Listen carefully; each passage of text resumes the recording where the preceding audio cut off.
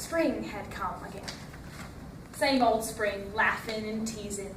Out past the old gray and purple gravestones of the cemetery, I heard the sound of birds singing with abandon. Everything looked so warm.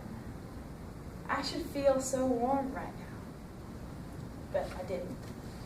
My husband Dan and I were walking back to our car from the memorial service of one of the members of our church. I was looking out across the cemetery and I thought, it all looks so lonely. But then I stopped because I noticed something. There was a beautiful woman kneeling erect in front of a small, lonely grave, deep in prayer. I was awestruck. Beautiful, I whispered to Dan. I wondered what the story was behind that grave. I felt drawn to see the name on the headstone, so I began to walk forward. Dan said, Kathy, don't. But I said, I'm not going to disturb her, I just want to see the name. I got closer and closer, and then I stopped. The name. It struck me. It touched my heart. Tilly. I bent closer to see the date on the bottom. There was only one date. Only one. 9 years ago. Tilly. Well, we went home and went about our business, but I couldn't get that name and date out of my head. That night, I couldn't sleep. When Dan found me at 1:30 in the morning on the couch with tears streaming down my face, I guess he realized that the pain that I had been hiding for so long, it was still there. And it had resurfaced for some reason because of that name, Tilly, 9 years ago. Well, Dan finally persuaded me to go back to bed, and I slept. But when I woke up late the next morning, I immediately noticed that something was not the same. In fact, when my eyes got accustomed to the light that was shining at me from every direction, I gasped. I was not in my bedroom. In fact, it was in a beautiful field with millions of flowers and tall trees. It was the most beautiful place I'd ever seen. I said, Kathy, it's just a dream. It's just a dream. But it felt so real. I looked around and I saw a little girl looking at me a little ways off. She looked like she had been crying. I said, are you all right, sweetheart? And she said, yes, ma'am, I'm sorry. I just wanted to look. Look at what? I asked her. And she said, at you. Well, of course, I didn't know what to say to that. I said, well, what's your name, sweetheart? And she said, Tilly. Tilly. And how old are you, Tilly? I'm 9 years old, she told me. It's just a dream, Kathy. It's just a dream. You know how wild dreams can get. I felt strangely drawn to this little girl. Well, we ended up spending the whole afternoon together. We went for a walk, and once I introduced myself, Tilly started asking me questions about Dan and our 3 kids. She was a delightful little girl. After a while, I said, Tilly, are you happy here? She said, well, mostly. I want to see my family. You have a family, I said. She said, oh yeah, Jesus told me about them. I was delighted. You know Jesus? She said, of course. Everybody does. He lives just down the road. I expect he's a very important person because people come to visit him all the time, but he always seems to have time to play with me. He told me about my family, Tilly said. They're not here, but they'll come to be here someday, and we'll all be together. Her eyes filled with tears. She said, sometimes I just can't wait. I want to see him so bad. Well, it turns out I wasn't the only one who had been affected by seeing the name on that gravestone. Dan, too, had questions floating around on his mind that he needed to be answered. So we went back to the cemetery to see if he could find more information about the woman we had seen and the name, Tilly. He found out that the woman was a Mrs. Mendoza, and Tilly had been a small baby, not even full term, whose body was burned and scarred. Dan was so confused.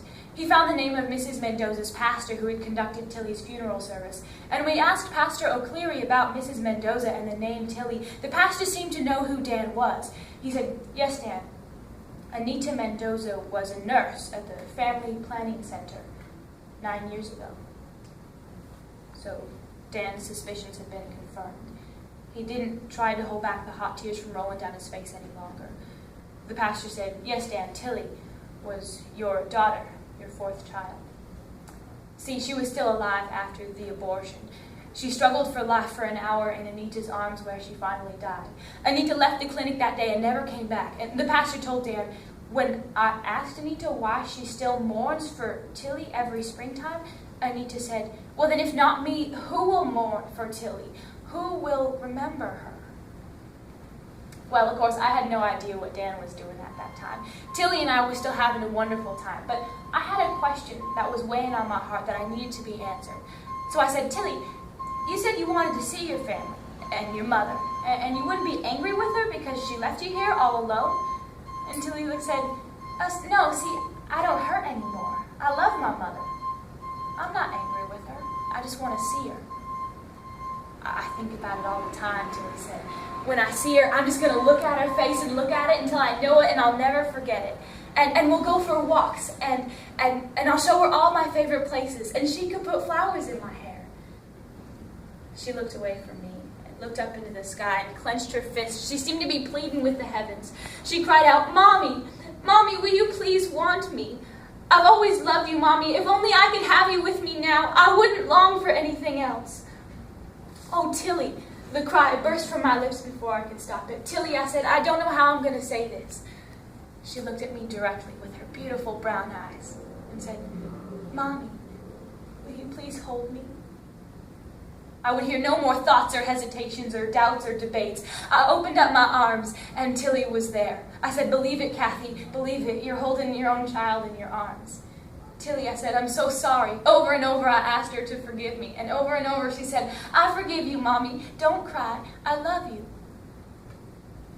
Forgiven.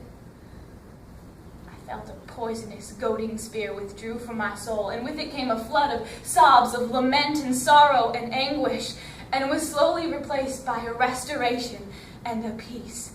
Forgiven. Tilly, I said, I can't even believe I'm holding you. And she said, well, then don't let go. I've never been held by my own mother before.